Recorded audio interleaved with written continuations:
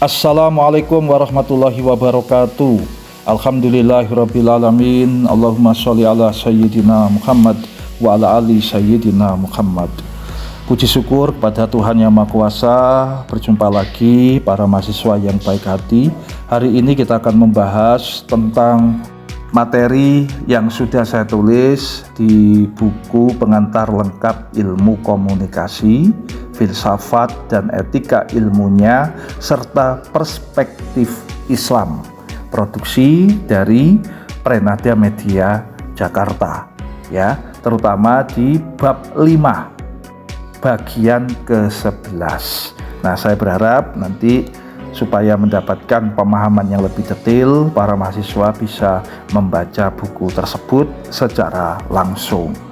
Teknologi komunikasi sebagai inovasi sosial dan juga sebagai pemantik terjadinya inovasi sosial. Sebelum itu, mari kita bersama-sama berdoa kepada Allah, kepada Tuhan Yang Maha Kuasa, meminta kemudahan di dalam memahami pelajaran ini dan sekaligus semoga mendapatkan ilmu yang berkah. Untuk yang muslim, saya mengajak untuk membaca Ummul Kitab. Untuk yang non-muslim, silakan berdoa sesuai agama masing-masing.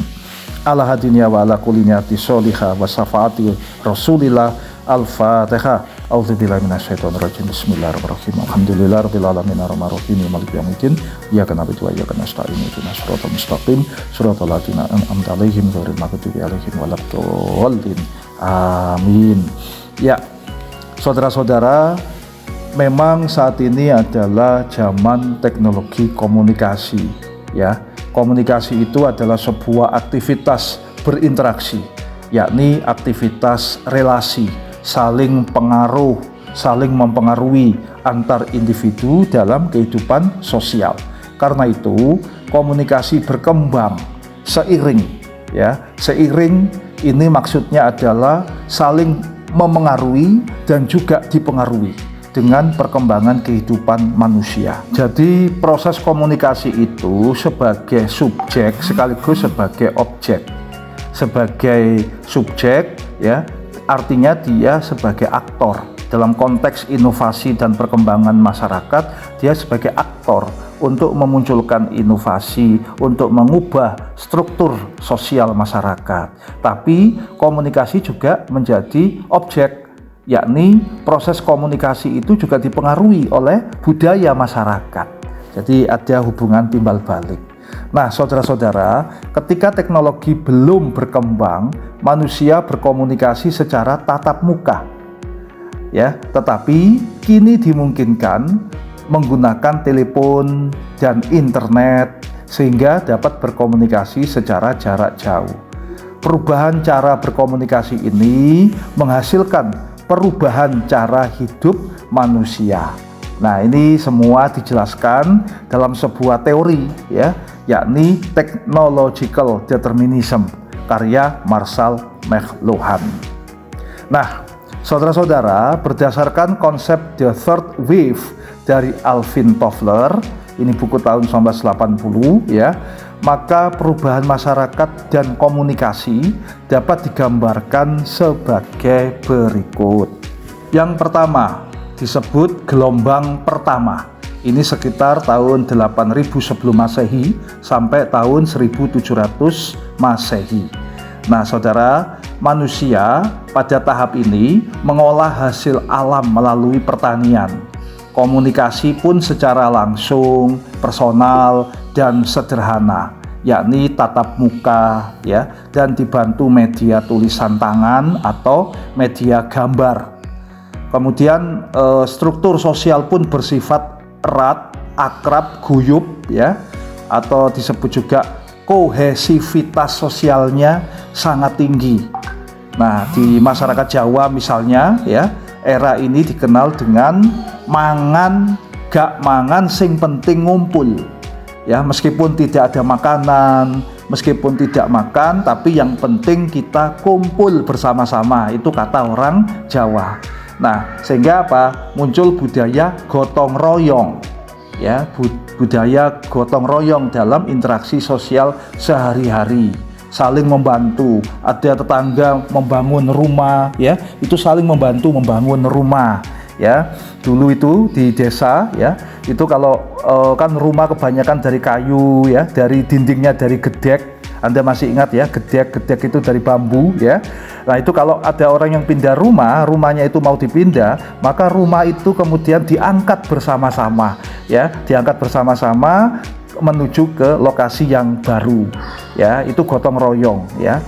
Kemudian termasuk juga ini budaya beragama kita pun juga dipengaruhi, ya. Tahlilan itu gotong royong, doa bersama. Jadi mendoakan orang yang meninggal secara bersama, gotong royong, ya kan, sholawatan, yasinan, ya, dan sebagainya. Itu merupakan wujud dari budaya pada gelombang pertama ini. Gelombang berikutnya, gelombang kedua, ya, akibat terjadinya revolusi industri yang membuat masyarakat beralih dari mengolah hasil alam ke industri, ya, maka industri pun muncul, ya, berupa produksi dan manufaktur dan pengolahan energi tidak terbarukan seperti minyak gas, batu bara, dan pengolahan emas. Nah, pergerakan manusia sudah mulai meluas akibat pencarian bahan mentah, ya, untuk keperluan industri serta untuk perdagangan. Muncul pelayaran samudra mencari daerah-daerah baru yang punya bahan mentah, ya.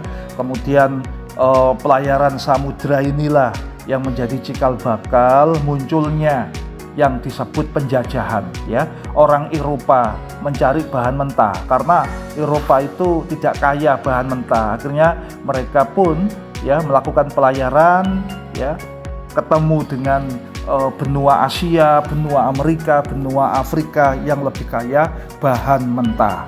Nah, ini tentu saja menarik, ya, saudara-saudara, ya. Anda bisa membaca sejarah perkembangan revolusi industri di Eropa sejak awal. Anda pasti akan menemukan bahwa sebenarnya yang mendorong Eropa ini maju adalah bangsa-bangsa Asia, ya. Banyak sekali ilmuwan-ilmuwan Asia dari Persia, dari Timur Tengah, ya, karena mereka lebih dekat dengan Eropa, ya, yang mentranslate, yang menerjemahkan, ya, kitab-kitab karya ulama-ulama Islam, ya, kitab-kitab suci Al-Quran, isi dari kitab suci Al-Quran kemudian ditranslate, diterjemahkan, terjadi interaksi sesama ilmuwan dengan orang-orang Yunani, dengan orang-orang Eropa, ya, sehingga itu kemudian memicu pola pikir ulama-ulama atau ilmuwan-ilmuwan Eropa untuk bisa maju. Akhirnya muncullah yang disebut Renaissance. Renaissance inilah yang kemudian mendorong revolusi industri. Makanya benar kata Profesor Quraisy Shihab yang mengatakan bahwa bangsa Barat itu maju karena meninggalkan agama, sementara bangsa Indonesia tidak maju karena hal yang sama, ya. Nah, ini silakan Anda baca apa yang saya sampaikan ini dalam beberapa buku. Ada karya As-Sirjani, ya. Kemudian juga ada karya Karen Armstrong, ya. Silakan Anda membaca sejarah ini. Kemudian saya lanjutkan di gelombang kedua ini, ya. Hubungan manusia sudah mencapai wilayah yang lebih luas, menjadi impersonal, ya, menjadi sudah tidak guyup lagi, ya, serta membutuhkan komunikasi bermedia seperti surat kabar, telepon, telex, ya, hingga media massa. Sekarang ini kemudian muncul internet, ya kan, yang memiliki karakter yang khas. Nah, struktur sosial masyarakat pun menjadi lebih renggang, impersonal, tidak personal lagi, tidak guyup lagi, dan lebih rasional, yakni hubungan berdasarkan untung dan rugi. Nah, itu gelombang kedua. Nah, sekarang gelombang ketiga terjadi ketika teknologi komunikasi semakin canggih dan menguasai segala aspek kehidupan, termasuk pengolahan data, ya, penerbangan dan aplikasi angkasa luar, rekayasa energi, komputerisasi, ya kan, dan internet. Nah, pergerakan manusia semakin cepat dan meluas. Terjadi yang saya sebut deteritorialisasi budaya menuju keseragaman budaya, yaitu budaya sudah tidak mungkin lagi dilokalisasi berdasarkan wilayah tertentu. Budaya Amerika Serikat misalnya, ya, tidak hanya terjadi di negara Amerika Serikat, tetapi juga diadopsi oleh masyarakat kita, ya, masyarakat Kediri, masyarakat Trenggalek, ya kan, seperti cara berpakaian, ya. Budaya Amerika itu punya cara berpakaian pakai rok mini, ya, kemudian pakai celana pendek, ya, para gadis banyak yang pakai celana pendek, rok mini, yang itu kemudian kita juga melihat di Matos, ya, kita juga melihat di Kediri, ya, kita juga melihat di Trenggalek, ya, itu bukan budaya Kediri, bukan budaya Trenggalek, bukan budaya Malang gitu ya, tetapi ya itu adalah budaya Amerika. Tetapi sekarang ini kan kita tidak bisa melihat, kita tidak bisa menyebut itu budaya Amerika, tapi itu juga sudah menjadi satu kesatuan di dalam budaya kita. Itulah yang disebut dengan deteritorialisasi budaya. Kemudian juga cara berperilaku, seperti misalnya seks bebas, ya, itu dulu hanya dilakukan di negara-negara luar, ya, di Amerika dan sebagainya, tapi sekarang juga sudah ditemukan di banyak tempat. Serta cara bermusik, ya, musik rock, musik jazz, reggae, rap, country, itu sudah tidak bisa lagi disebut budaya Amerika, karena itu semua juga sudah ditemukan di negara kita. Nah, saudara-saudara, dari 3 gelombang ini, ya, tampak bahwa sudah terjadi inovasi sosial, ya. Inovasi sosial apa itu? Yaitu berupa revolusi industri misalnya. Revolusi industri itu muncul ya karena apa? Karena proses komunikasi. Proses komunikasi dari ilmuwan-ilmuwan Asia, ya, yang menerjemahkan, mentransfer, ya, ilmu agama, ilmu dari Yunani, ya, kemudian dibaca oleh ilmuwan dari Eropa, kemudian berkembang sehingga mendorong munculnya revolusi industri, ya. Di sisi yang lain, revolusi industri juga bisa memajukan proses komunikasi. Yang semula proses komunikasi itu harus personal, ya, akhirnya menjadi proses komunikasi yang menggunakan media sebagai perantara. Nah, saudara-saudara, gelombang ketiga dari Toffler yang saya sampaikan di atas, kalau saya mengacu pendapat Johann Naisbitt dalam buku berjudul Megatrends, maka dapat disebut gelombang ketiga itu sebagai masyarakat informasi. Apa itu masyarakat informasi, ya? Yaitu produksi merupakan hasil interaksi antara manusia dan manusia yang lain, ya, akibat perkembangan inovasi teknologi komunikasi. Sementara pada era masyarakat industri, ya, bukan masyarakat informasi, ya. Pada era masyarakat industri, produksi dihasilkan oleh interaksi antara manusia dan alam yang terolah, ya. Tetapi kita juga harus memperhatikan, ya, pendapat dari Profesor Alwi Dahlan, dan saya cenderung untuk sepakat pada pendapat Profesor Alwi Dahlan ini, yang menganggap perkembangan teknologi komunikasi yang canggih atau disebut masyarakat melek teknologi saja. Sekali lagi, ya, melek teknologi saja bukan jaminan bahwa masyarakat itu disebut masyarakat informasi. Menurut Prof. Alwi Dahlan, suatu masyarakat disebut masyarakat informasi bila ditandai oleh kebudayaan informasi. Apa itu kebudayaan informasi? Yakni masyarakat memiliki kesadaran informasi yang tinggi, mengandalkan informasi dalam segala bidang kehidupan sehingga mampu mengolah dan memanfaatkan informasi secara efektif dan efisien untuk meningkatkan efektivitas dan produktivitas kerja. Jadi ya, masyarakat informasi itu yang pertama cirinya ya, masyarakat memiliki kesadaran informasi yang tinggi. Kesadaran informasi yang tinggi ini maksudnya apa? Yakni masyarakat itu paham mana informasi yang baik, mana informasi yang tidak baik, mana hoax, mana informasi fitnah, informasi yang bohong ya, mana informasi yang palsu. Nah, ini masyarakat sudah punya kesadaran itu, memiliki kemampuan untuk memilah-milah, memilih-milih informasi ya. Yang kedua, informasi itu sangat diandalkan dalam segala bidang kehidupan sehingga mampu mengolah dan memanfaatkan informasi secara efektif dan efisien yang pada akhirnya meningkatkan efektivitas dan produktivitas kerja, meningkatkan daya saing global. Nah, sekarang pertanyaannya, apakah masyarakat Indonesia ini bisa masuk kategori masyarakat informasi atau hanya sebagai masyarakat user atau pengguna informasi, pengguna teknologi komunikasi saja? Nah, saudara-saudara, ya kita cek saja ya. Kita cek dalam kehidupan sehari-hari kita.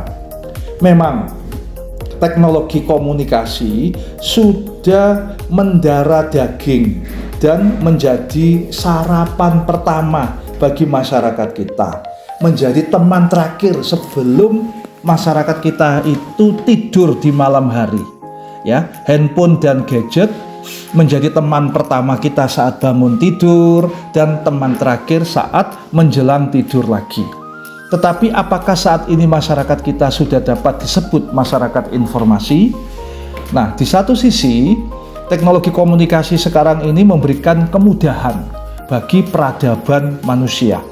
Perkembangan manusia makin cepat, makin meluas ya, karena mudah mencari informasi. Ya, orang cepat pergi ke Tokyo, orang cepat pergi ke luar negeri, tidak kesasar ya. Orang cepat mencari alamat, tidak perlu tanya-tanya ya kan, hanya dengan bantuan teknologi komunikasi. Transaksi pun dapat secara online, lebih murah ya. Muncul lapangan kerja baru. Jadi memang transaksi online itu lebih murah ya, murah dalam hal biaya, murah dalam hal tenaga. Kita tidak perlu keluar duit untuk bensin ya, menuju mall, menuju pusat perdagangan ya kan. Kita juga tidak perlu capek-capek keluar rumah ya. Muncul lapangan kerja baru ya, muncul lapangan kerja baru yaitu lapangan kerja online ya, dan dapat melatih kecerdasan seperti kecerdasan intrapersonal, yakni individu terlatih memahami fitur-fitur teknologi ya, juga visual spasial, kecerdasan grafis dan kinestetik, terkoordinasinya tangan dan mata. Nah, masyarakat kita ini sudah masuk era masyarakat teknologi atau belum? Ya. Nah, ini masyarakat kita ini apakah sudah masuk era masyarakat teknologi? Ya. Sudah. Kita ini sudah masuk masyarakat teknologi ya. Yakni masyarakat yang menggunakan user atau konsumen teknologi. Tapi apakah sudah bisa disebut masyarakat informasi? Nah, ini yang perlu kita lihat. Saudara-saudara, saat ini kita biasa melihat teknologi sudah menjamur ya, namun belum dapat dioptimalkan untuk meningkatkan kualitas hidup masyarakat.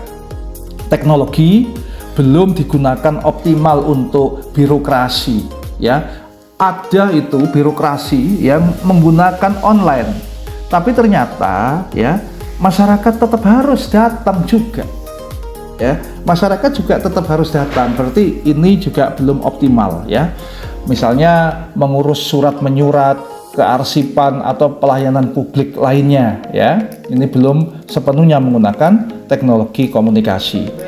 Budaya langsung bertemu masih mewarnai birokrasi pelayanan publik kita, yaitu masyarakat masih harus datang langsung ke kantor pelayanan publik meskipun sekadar menyerahkan fotokopi akte lahir yang sebetulnya dapat di-scan atau di-email ya. Kemudian ini yang menarik ya. Ini yang menarik. Saya harus akui ya bahwa teknologi itu bisa membuat kemudahan. Tapi dalam konteks pendidikan ya, tentu saja interaksi mahasiswa dengan dosen itu jangan sampai hilang. Karena itulah saya tidak 100% ya menggunakan teknologi sepenuhnya, tidak. Mahasiswa misalnya tetap saya ajak untuk bertemu dengan dosen. Tidak cukup izin dengan WA, saya tidak masuk izin, tidak. Ya ketemu dengan dosen. Mosok setiap hari ke kampus ya, tapi tidak pernah bertemu dosen. Nah, ini yang harus kita hindari ya. Boleh teknologi, tetapi tidak semuanya kehidupan kita ini digantungkan pada teknologi, sehingga bisa mengancam atau bisa menghilangkan interaksi sosial yang personal antara dosen dan mahasiswa. Kemudian saya lanjutkan, mahasiswa sekarang banyak yang menggunakan internet, tetapi lebih banyak untuk game atau hiburan lainnya. Facebookan, ya, Instagraman, TikTok, ya. Coba dilihat di TikTok itu ya, banyak konten-konten yang sifatnya tidak mendidik, ya. Saya nggak tahu itu ya, kok tidak masuk akal tapi kok banyak penggemar, ya kan? Kemudian juga penggunaan internet ini belum banyak untuk eksplorasi jurnal-jurnal ilmiah, untuk memperkaya pengetahuannya, atau untuk referensi membuat skripsi, membuat tesis, membuat disertasi, ya kan? Ini belum begitu banyak. Teknologi pun masih banyak hanya digunakan untuk sarana hiburan, belum digunakan untuk meningkatkan kualitas hidup agar menjadi bangsa yang mempunyai daya saing terhadap bangsa yang lain. Nah, saudara-saudara, bahkan teknologi membuat penurunan kualitas interaksi tatap muka langsung. Nah, ini paradoksnya, ya kan?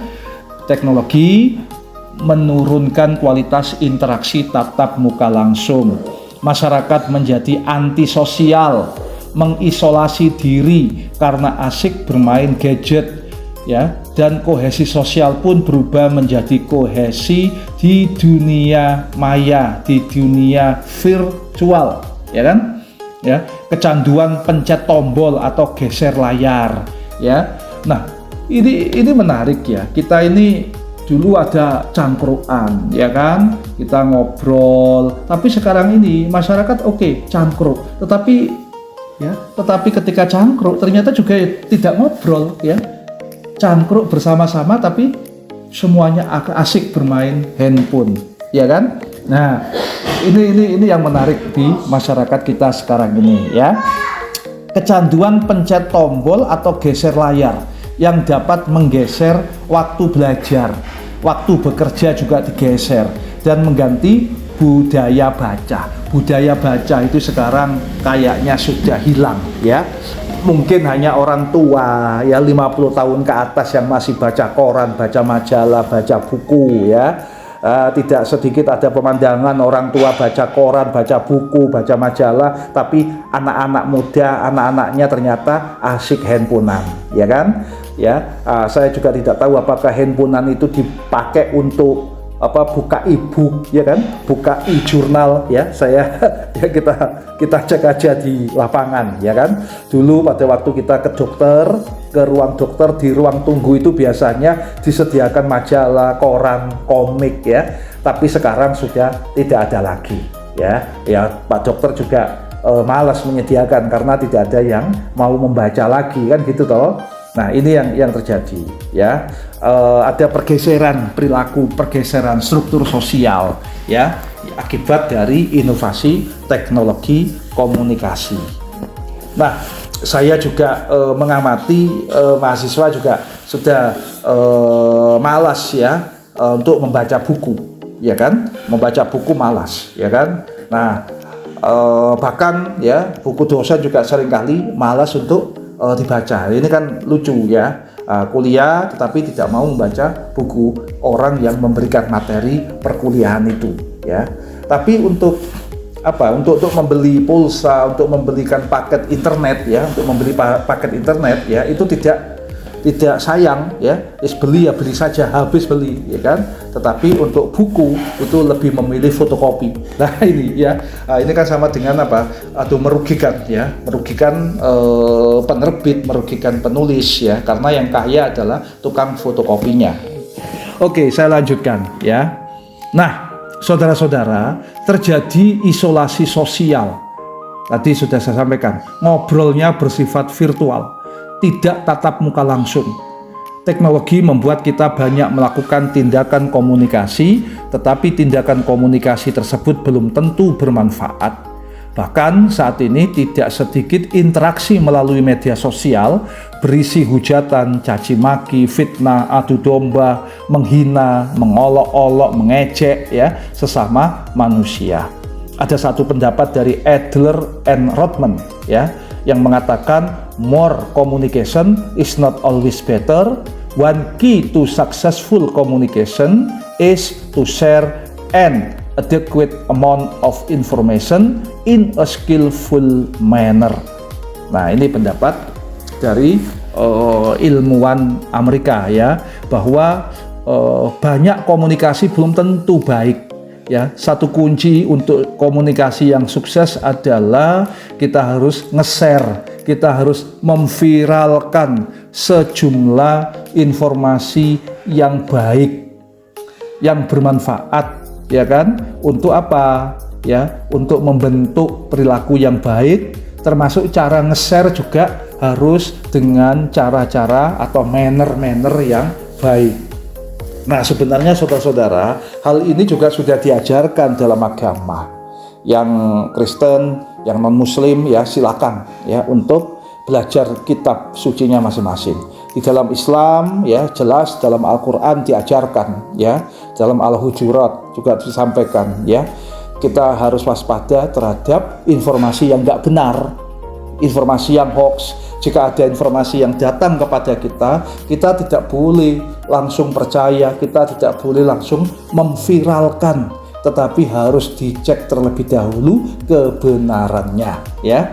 Dalam ayat yang lain disampaikan hatu burhanakum in kuntum shodiqin. Mana buktimu jika engkau orang yang benar. Jadi bukti dan data itu harus dicek terlebih dahulu. Juga tidak boleh ya kita itu gibah, tidak boleh kita mengolok-olok, mengadu domba atau namimah ya. Bahkan kalau kita melakukan tindakan adu domba, namimah, itu hukumnya adalah masuk neraka ya. Ini kemudian disampaikan oleh Adler and Rothman yang tadi saya baca. Nah, jadi menggunakan teknologi komunikasi dengan bijaksana ya, dan untuk meningkatkan kemampuan dan daya saing kita itu merupakan wujud dari skillful manner yang disampaikan oleh Adler and Rothman di atas ya. Demikian perkuliahan kita hari ini, semoga bermanfaat.